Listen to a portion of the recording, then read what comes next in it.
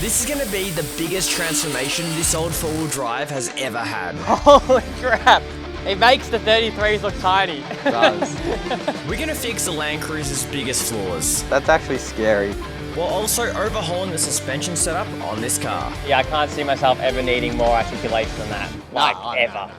Alright, so today's going to be a very exciting day because we're tackling a lot of the parts on the 80 series and finally beginning the repair jobs. So that's going to be pulling this front diff out, repairing all the cracks and on the chassis as well, and painting it, and then all new suspension going in. So we've got a lot to do today, so let's just get it straight up on the hoist and start pulling this front diff out. We've got a lot of work to do today. Not only are we repairing and upgrading vital aspects of the 80 series, we've also got a brand new suspension setup that is going to change the way it drives both on and off the road. And not out.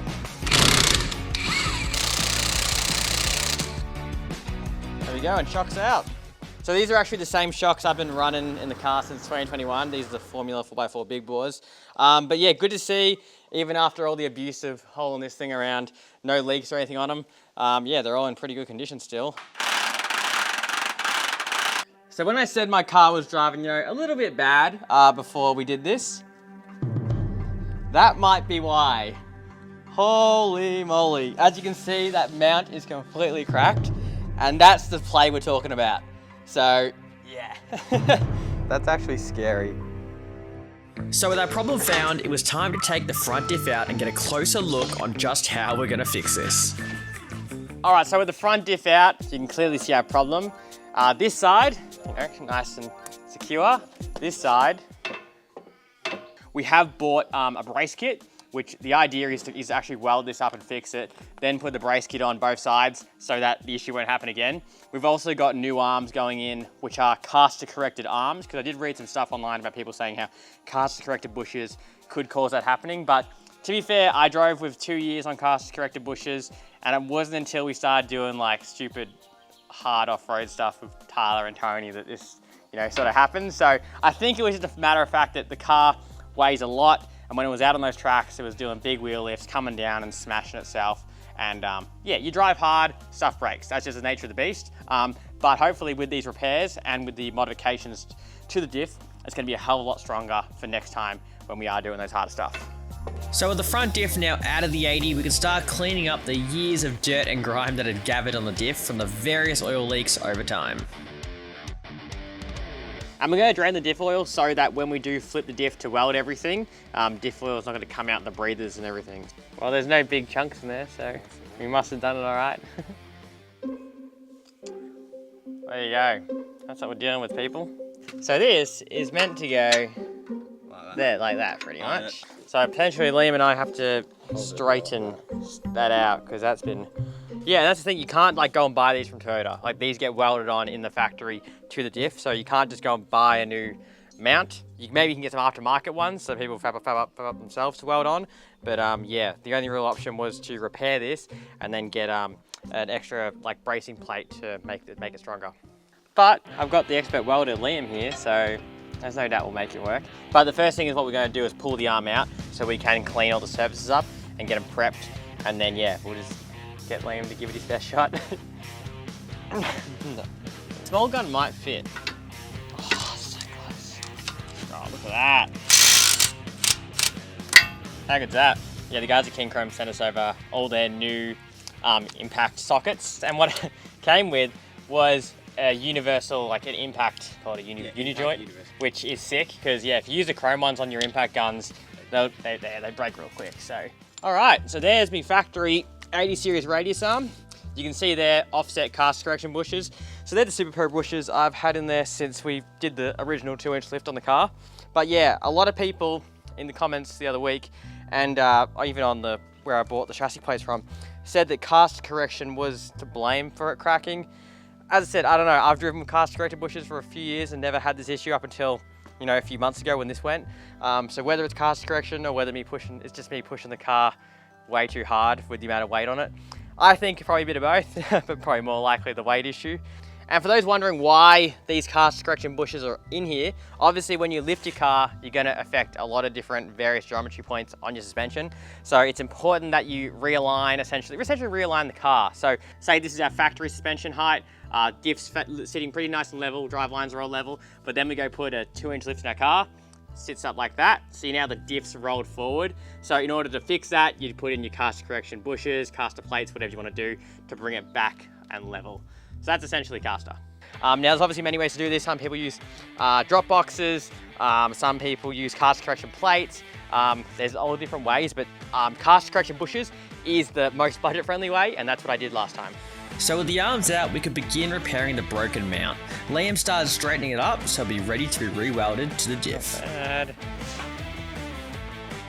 All right, so we're just gonna start doing some prep, cleaning up the diff ready for work. And you might have actually noticed that our toolbox has undergone a little bit of modification. This is actually with the new range of the King Chrome Blue Steel toolboxes. You can actually add bits onto them. So we've added like a little side locker, which is good for storing stuff in.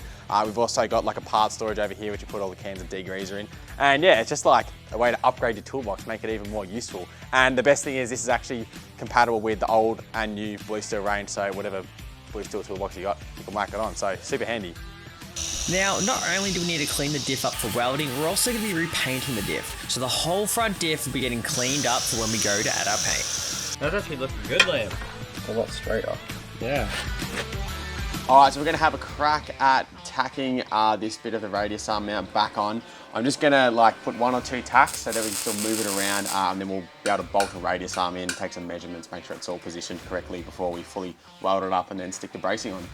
Now, the one thing we had to be careful with when welding on the diff was heat. Welding in close proximity will produce a lot of heat, so we made sure to space out our welds and remove any fill plugs from the diff so the heat could escape. Because the last thing you want to do is end up bending your diff from the heat while you're trying to fix it. Now, throughout the process, we are constantly checking our measurements to ensure we're doing it properly. We want the car to drive nicely once it's done, and the only way to do that is to make sure our measurements are dead on. What are we doing with the heat gun, Liam?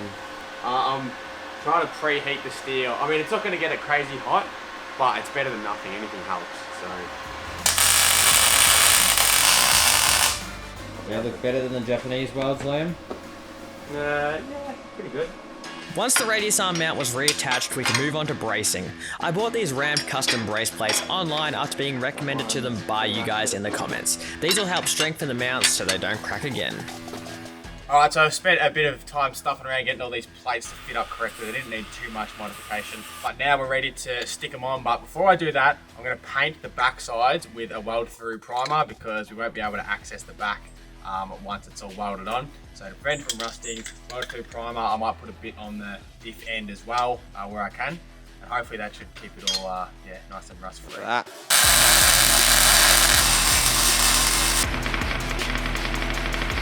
All right, so finally laying down some actual good welds on the diff here. Now, I'm trying to make sure that I don't get anywhere in particular too hot, so swapping from side to side in different spots. Obviously, when you're working on a diff, you don't want to get things too hot and you'll end up warping stuff and moving stuff out of shape. So yeah, I'll just keep switching around different sides up top and bottom and all that, and hopefully it should stay nice and even heat.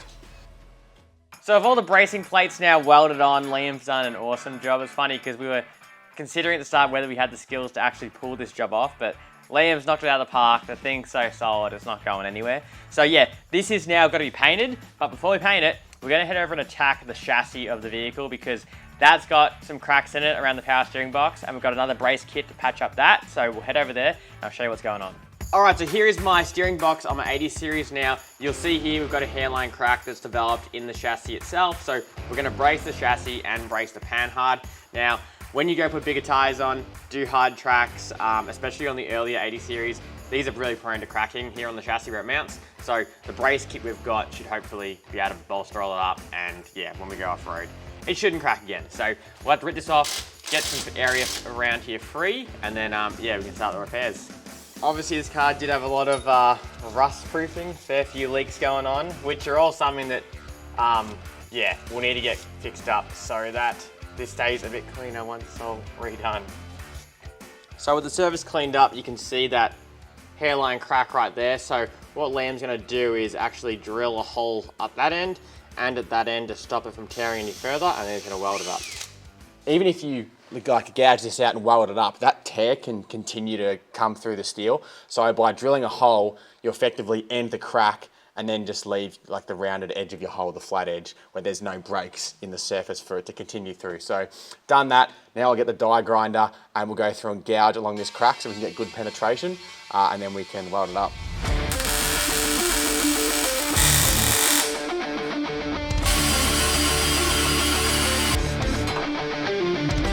Chassis plating is all about reinforcing weak spots on a vehicle's chassis, especially in the places that are prone to cracking or bending under stress, and for a four-wheel drive this is usually going to occur when you're doing hard off-roading.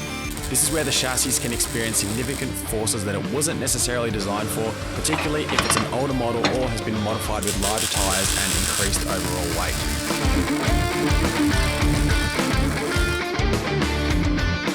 You're getting pretty good at welding, boy. I hadn't done it in ages, I was worried. Now we also brace the panhard mount, which is also prone to cracking, especially under big impacts when out four-wheel driving. So with the components braced, the 80 series will be much more resilient to those tough tracks. Alright guys, just want to quickly let you know that Aussie Arvos merch is back in stock on the website. So we've got the new t-shirt, the old t-shirt, and of course the long-awaited Aussie Arvos hoodie is back in stock. So head over to aussiearvos.com.au, put your order in. We really appreciate your support. Now enjoy the rest of the episode. Alright, so Liam's just finished up the welding for all the brace plates now. This thing's looking ultra secure. I don't think we're going to have any issues with cracking in the future.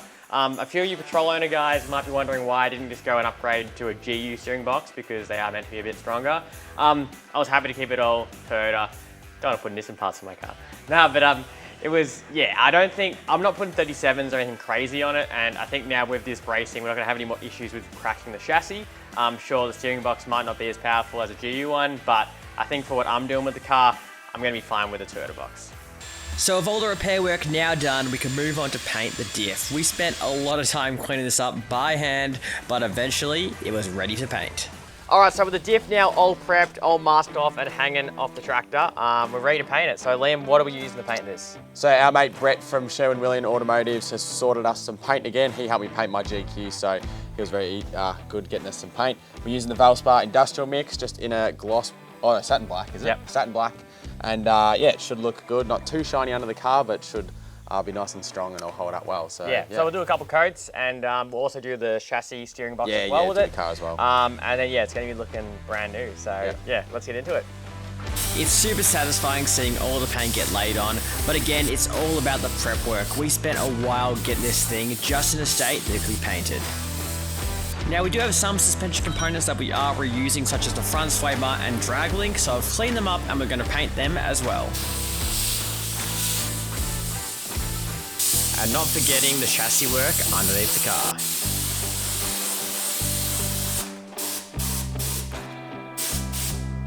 Alright, so with the diffs all now painted, we're going to let them cure for a good few days, just because these are going to be areas on the car they're going to be getting constantly hit and scratched. So we'll get them all nice and cured. Again, Liam did an awesome job. Liam doing all the work on this week's episode, but yeah, should be good. So let's get him in and start drying.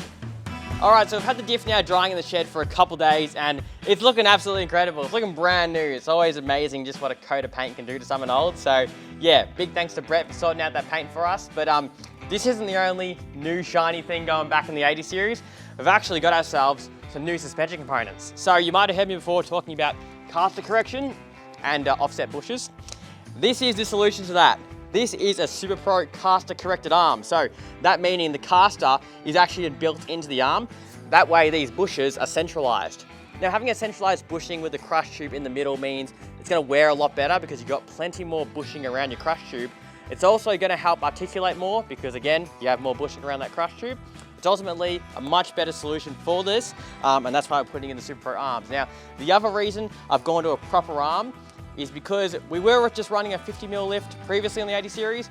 We're actually going to be going 75mm or 3 inches, which means getting cast corrected arms is really the only option, as if you try to use offset bushes, you'd essentially have no bushing left. So cast correction arm is going to be what I'm using. So yeah, we'll go get the Super Pro arm attached up to the diff, roll it back onto the car and start putting it all together. Along with the new arms, we're installing a new adjustable panhard rod from Whiteline, which is going to allow us to recenter our axle under the body. I'm glad we painted the diff. Looks bloody awesome with everything in there like that. while we're here doing the drag link and everything, I'm also recentering my steering wheel because years ago, when I first lifted the car, I didn't adjust the drag link properly. I simply just didn't understand how the suspension setup works. I just rearranged my steering wheel and said, oh yeah, that's it, it's straight now, it's good. When really, you want to get the adjustment on your drag link correct, so your steering wheel is centered properly. All right, so with the front diff now back in, we've still got to put in, sway bar, steering dampener and stuff. But before we do that, we've got a fair few more suspension components to put in across the vehicle. So we're going to put our attention to the rear. We've got new upper control arms going in. These are from White Line. These will be good because obviously now we're lifting the car beyond 2 inches. This is where you really want to start addressing the other suspension components. They all sort of need to be extended so that all your driveline angles are correct. So that's what we're going to be doing now. And then once that's all in, we can start paying attention to the shocks and springs. Yep.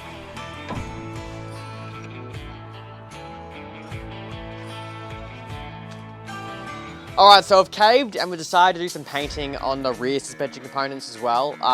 Obviously we put some new stuff in, but for the older stuff that's staying in there, it had scrapes and everything from when we've been out bushing it, and yeah, it was not bad, but it just needed a little bit of a touch up. So Lane's gone ahead and mixed up some paints, he's cleaned them all up, and we're about to give them all a blast. Now we were thinking about pulling the rear diff out and doing that as well. It's still got pretty good paint on it, especially on the rear. Once it gets cleaned up, it basically looks new. So we're probably not going to worry about the rear diff, but yeah, any of these suspension components that you're going to see, like the lower arms and all that, we're going to do so it all sort of mixed in.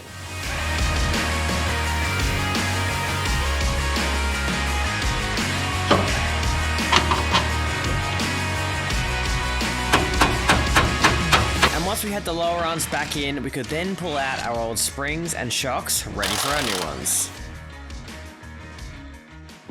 All right, so with the old suspension now out of the 80 series, it's finally time to show you guys what we're doing on the new build, and it's pretty exciting because we're going bigger. We're doing a 3-inch lift kit on the 80 series. Now, I had a 2-inch lift kit for the last 3 years, and while I think 2 inches, is great for most people, it's great touring height. When I was doing the tougher stuff, especially with Tyler and Tony, I was really struggling with those smaller tires, with the smaller lift. I was smashing the underneath my car. I was absolutely just damaging the 80 series and skull dragging it, smashing in fuel tanks. It wasn't loving being at that height, especially for the tougher stuff. So going to 3 inches, I'm gonna be able to put a bigger tire underneath. I'm gonna be able to get more travel out of my shocks, and ultimately it's gonna perform way better off-road. So that was sort of the idea of going the bigger setup. Now, what I've actually gone is the FRR remote reservoir shock. So this is from Formula 4x4. Now, the good thing about going to this shock is, of course, its length.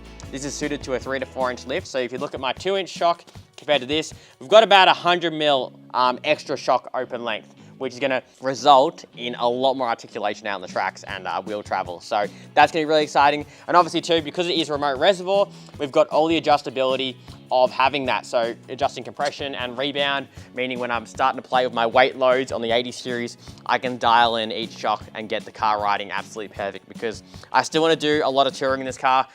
Prominently, it is a big touring rig, but I just want to have the capability there to do harder stuff when, Liam and I catch up with Tyler or whatever, we can still keep up with them. So yeah, that's all the idea with this. And then, yeah, we'll get it all in the car. We'll do a flex test once we got it all in. And yeah, I'm keen to see how it all goes. So before we put the remote reservoir shocks in, we got to install the mounting hardware. So this is to hold the remote reservoir canister. Now, a lot of remote res shocks, they either mount the canister directly to the body, or they, have to have a bracketry system to do it. Now, the FRR kit comes with brackets, which is awesome. You don't have to make your own or anything. These go on top of the coil tower. So you just use pre-existing bolts, so there's no drilling or anything required, which is lovely. So they just go straight in there and then in like that. So we're actually going to be taking out the bump stops because in the kit there is a provided bump stop spacer. Now obviously because you're going a longer shock, it means the closed length is also going to be longer. So we need to increase the height of our bump stop so that the car doesn't accidentally bottom out and break the shocks in case we have a really harsh impact. So we're going to take that off now. And there's our 80 series bump stop, which I think a few GQ owners put these in, don't they? I put some in mine. Yeah.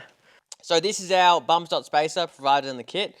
We simply put that on top of our factory spacer, and then this gets sent up into its old spot. Now that we've got the shocks in, we've just got them bolted in from the top, not the bottom yet, because we want to be able to get the spring in without having to like use one of those spring compressors. So we're gonna put the spring in, and then once that's seated, then we can lower the car down and attach the bottom of the shock. Whoa. That's your full travel. It's out the guard, mate. Hey, let me go up on the hoist. Pretty good.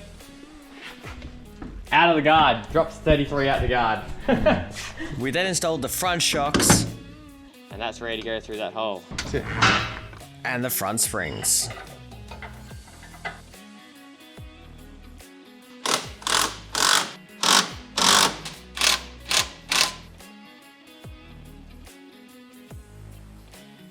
Solid. All right, so with our shocks and springs in, it's looking pretty flash under there. I've never had anything this nice in the car, so yeah, I can't wait to actually see it go off-road. But before that, we've been doing everything up with the gun, you might have noticed. We haven't tightened it fully up with this. We've got to put our weight on the car and bring it down to the hoist and then do everything up with the torque wrench. Every single nut and bolt we've touched, because really nothing's torqued at the moment because we've got no weight on it. We're gonna lift it up off the ground one last time to put in the front drive shaft. We're gonna put new oil in and a sway bar. And then after that, we can bring it down, see how high it's gonna sit, because I have an odd feeling it's gonna sit quite high once this is done, especially if it's got no weight on it. And then we'll take it off down the road for a suspension test and see how much he flexes, because I feel like with those new shocks, it's gonna flex pretty hard. But yeah, before we do that, do these last couple bits, and then we'll be ready to go. Now luckily, previously I put in extended braided brake lines from Protex as well as extended diff breathers and air lines to the lockers, so everything was happily suited for the new suspension lift. All right, so since the 80 series is still gonna be doing a lot of touring, a lot of long drives on the highway and in town and such, I still wanted it to be able to drive well on the road. So we're putting the old sway bars back in. You would have seen we painted these up. We've got a new bushing kit from Super Pro to put in each of them. And we've also got a spacer kit from Super Pro. Now, obviously, since we're lifting the 80 series going up, we still want good wheel travel. So we're gonna put a spacer kit in, but that will still allow the sway bar to work properly in stabilizing the vehicle and keeping it level on the road and not, lifting up wheels or anything. So yeah, we'll get these all assembled and get our sway bars back in the car, and then we're pretty much good to drop it on the ground. And our last suspension component is, of course, our steering dampener. This one's from Formula 4x4. So we'll throw it on the front. Same one as my old one, just freshened up. So on it goes. All right, so I've had to drop the car down to the ground now, just because I want to fill the diff up when it's sitting level.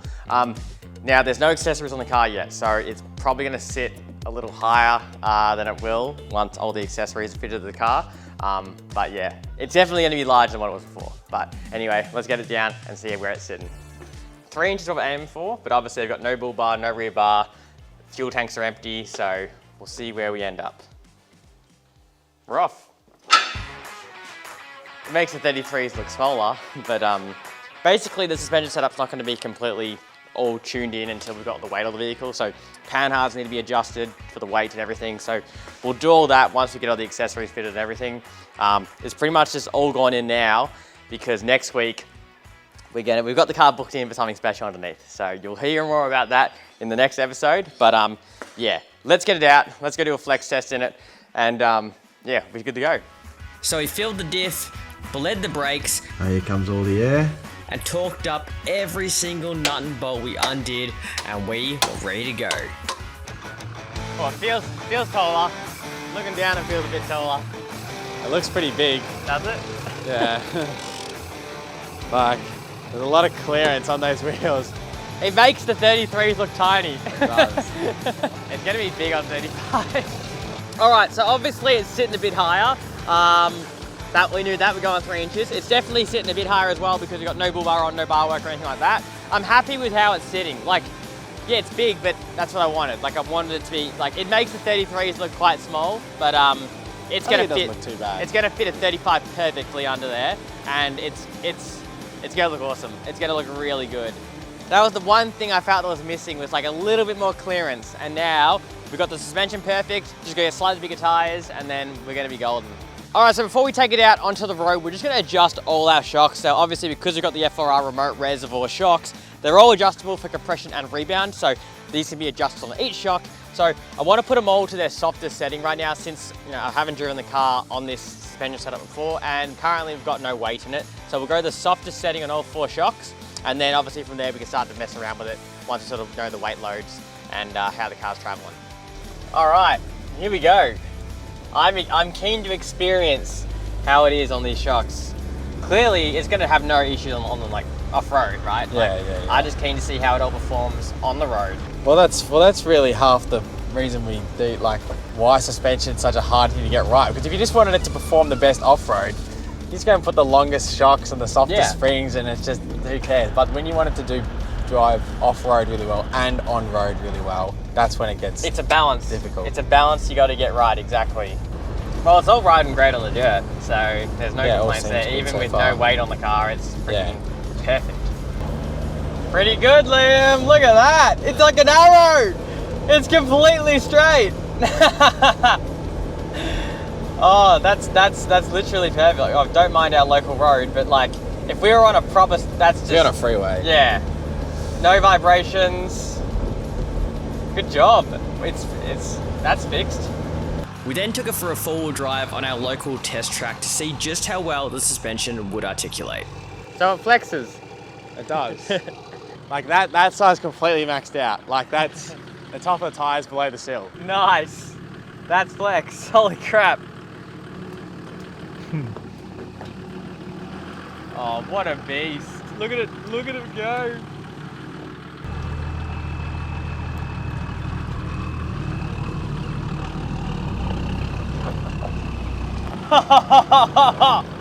Oh my god. That was wild. Like it just drove straight into a hole and just articulated through it. Yeah, the back has a lot of down travel. Quite a Next thing bit, will be like, once you get a rear locker, then it's like, oh, there's nothing you won't drive. I think this will literally be, I can't see myself ever needing more articulation than that. Like, ever. Like, You don't. that's heaps. That is wild. Holy crap. That is wild. But it's good. You know what's good about seeing that is that you know that Oh like my it's not God. the sway bar isn't limiting. No, this is with sway bars in. That's Yeah. the thing. Yeah, the All sway of bar the isn't sway bars limiting are the in. travel or anything. And look how much travel I've got there. Like that is dropping a 33 below the sills. Yeah, you can pretty much eye through the sill from the top of the tyre. And it's good, not only that we did obviously the suspension, like the travel and everything is sick, but the fact that we went ahead and braced everything, like I know it's all gonna be able to be held up to this sort of, not abuse, but this sort of articulation out of the car, right? You're asking a lot of the suspension when you start flexing it like this, and to know it's all braced up properly, like the steering box braced, the panhard mounts braced, the radius arm mounts are all braced, like I'm confident that I'm gonna go out, tour with this, do hard tracks, and I'm not gonna have any issues with suspension, so yeah, I'm just stoked we did it all at the same time, good combo. And yeah, if you can't tell, I'm pretty excited to use this car. Like it's gonna be a whole new animal out there, so very, very excited. All right, so that's all the chassis repaired and the new suspension in the 80 series. I can't wait to use it, but we've still got heaps to do on it, so it's not going off-road yet. We've still got to visually overhaul this car from top to bottom, so you better get subscribed. You're not gonna want to miss it. I'm so excited what's coming, so yeah, stay tuned. I can't wait.